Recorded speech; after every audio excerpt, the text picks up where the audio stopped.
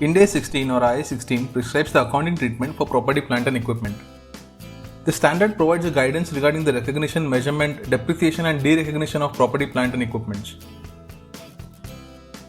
Hello everyone, welcome to my channel Raise Your Acumen. This is Harshal Patil, I am a chartered accountant and I am here to explain the PPE standard in a simplified manner.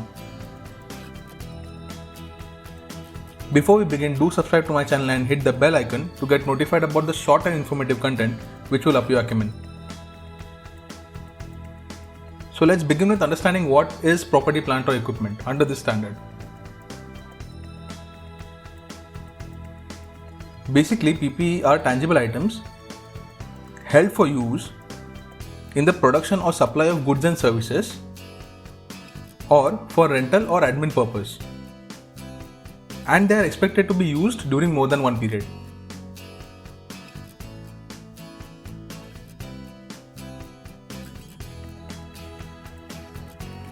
Moving on to the recognition of PPE. An item of PPE is recognized if and only if it is probable that the future economic benefits associated with it will flow to the entity and cost of the item can be measured reliably.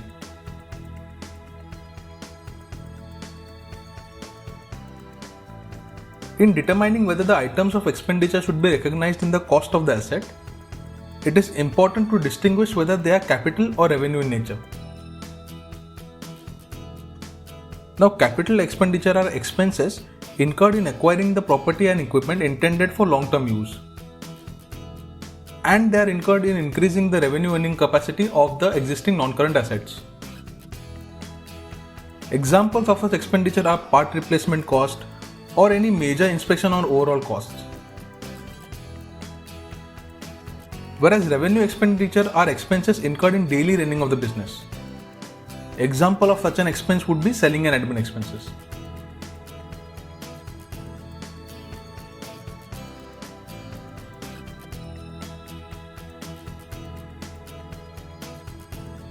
Once the item has met the recognition criteria, initial measurement of that item is done at cost.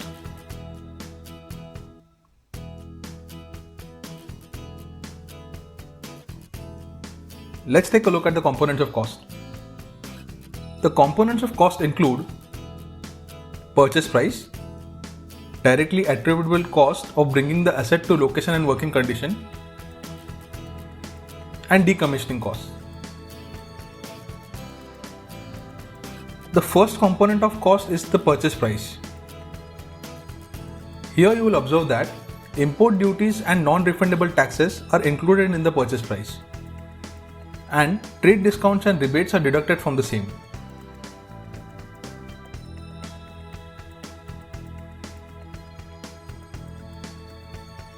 The next component are directly attributable costs of bringing the asset to location and working condition. Here are few examples of such costs.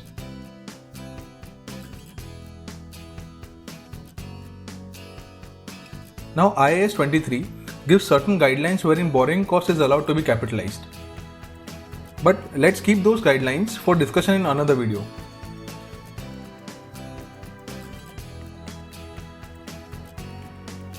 Moving on to decommissioning costs.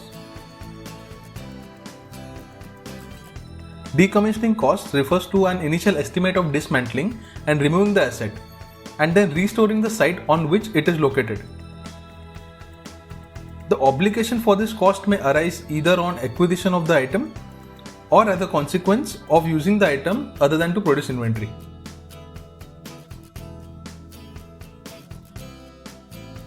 So these were the three components of cost.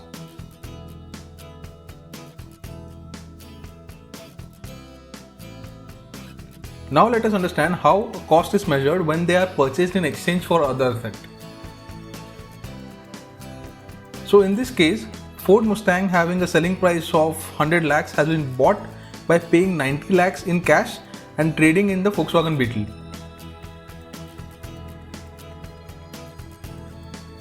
So now the brand new Mustang will be accounted in the books at 100 lakh rupees, which is its fair value, by crediting the bank by 90 lakh rupees and by disposing the Beetle at 10 lakhs, which is its fair value.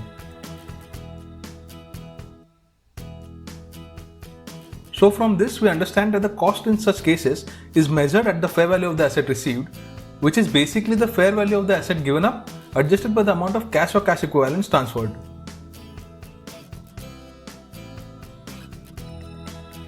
Of course, this is to be done only when the transaction has a commercial substance and the fair values of the asset received and given up can be measured reliably.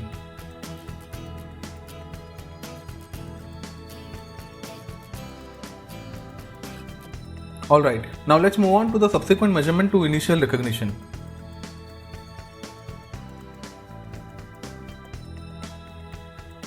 An entity may choose either the cost model or the revaluation model as its accounting policy, and it should apply that policy to an entire class of property, plant and equipment.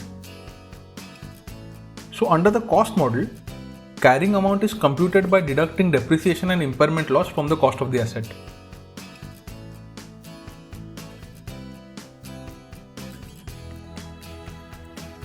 And under the revaluation model, carrying amount is computed by deducting the depreciation and impairment losses from the fair value at revaluation date.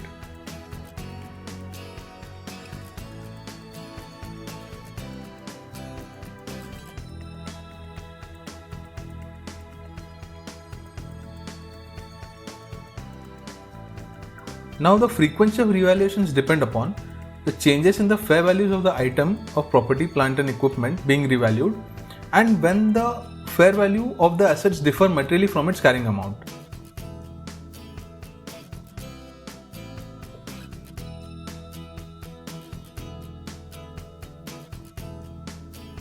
Now some items of PPE experience significant and volatile changes in fair value, thus giving a need for annual revaluation. In case these changes are insignificant, then frequent revaluations are not required. They may be revalued every 3 to 5 years.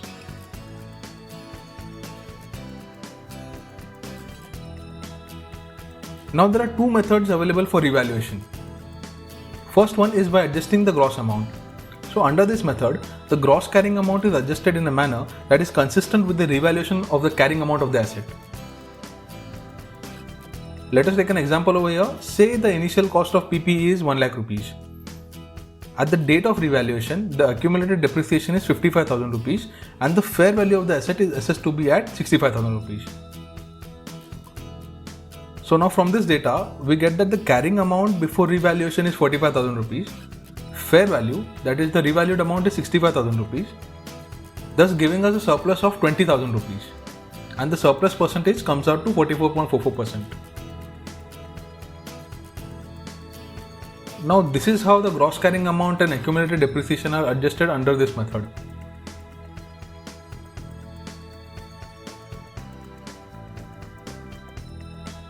And this is how the net carrying amount will be reflected in the books.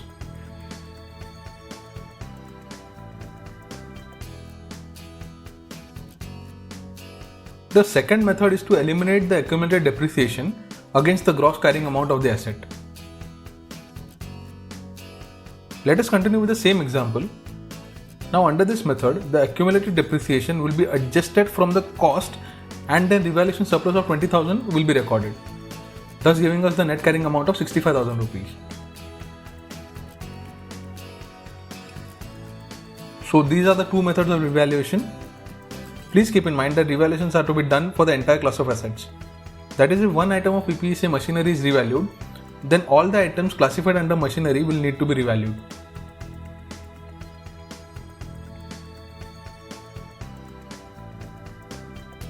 Moving on to the treatment of gain or loss on revaluation. When the asset is revalued for the first time, it may be revalued higher or lower than its existing carrying amount. In case of upward revaluation, that is when revalued amount is greater than carrying amount, there will be a revaluation gain, which needs to be recognized as OCI, that is other comprehensive income. And in case of downward revaluation, that is when revalued amount is less than the carrying amount, there will be a revaluation loss, which will be charged to P&L. That is profit or loss.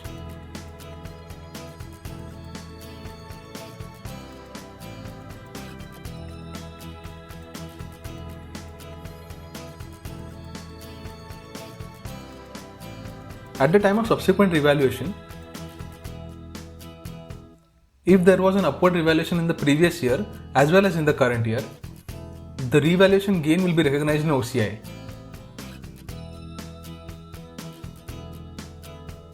If there is an upward revaluation in the previous year and downward revaluation in the current year, then there will be a revaluation loss in the current year, which will be recognized in OCI. Now, this loss will be recognized to the extent of revaluation surplus recognized in OCI in previous years. And the remaining loss, if any, will be charged to P&L. Now, if there is a downward revaluation in the previous year as well as in the current year, the revaluation loss will be charged to P&L. But if there is a downward revaluation in the previous year and an upward revaluation in the current year, then the resulting revaluation gain in the current year will be recognized in the P&L. Now, this gain will be recognized to the extent of revaluation losses charged off to P&L in the previous years, and remaining gain, if any, will be recognized in the OCI.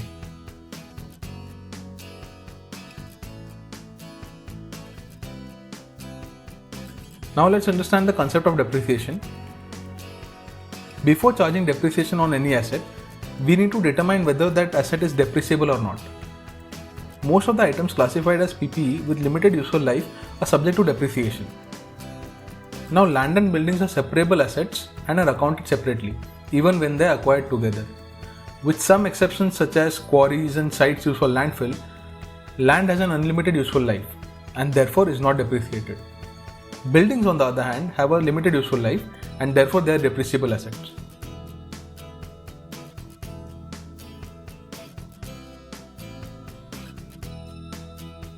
Now, under the standard, depreciable amount of an asset should be allocated on a systematic basis over its useful life. For this, there are different types of depreciation method. One of them is straight line method, which results in a constant charge over the useful life of the asset if the asset's residual value does not change. The other popular method is diminishing value method, which results in decreasing charge over the useful life of the asset. And then there is also units of production method, which results in a charge based on expected use or output.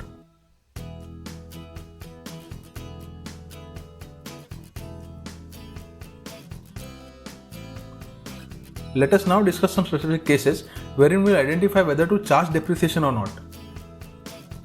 Now, in case where fair value of the asset is greater than its carrying amount, the depreciation should be charged on revalued amount, provided the residual value of the asset is less than its carrying amount.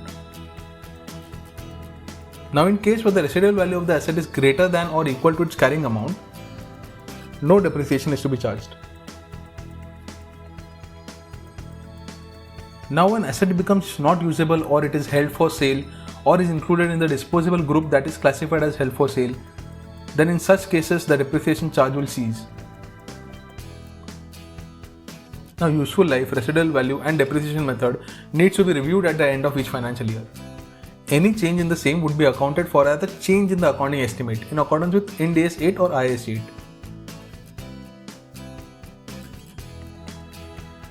Let us now discuss the concept of derecognition of assets.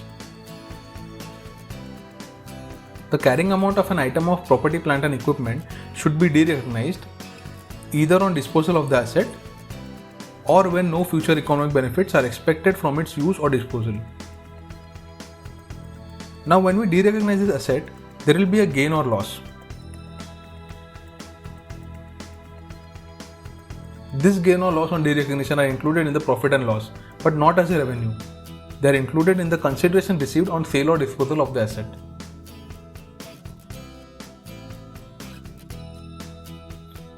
So these are the concepts covered in Ind AS 16 or IAS 16 on property, plant and equipment. I hope you found this useful. Do provide your suggestions, requests and queries in the comment box below. Also do like, share and subscribe to my channel to get more informative content. You can connect with me on LinkedIn. I have given my profile link in the description below. Thanks for watching.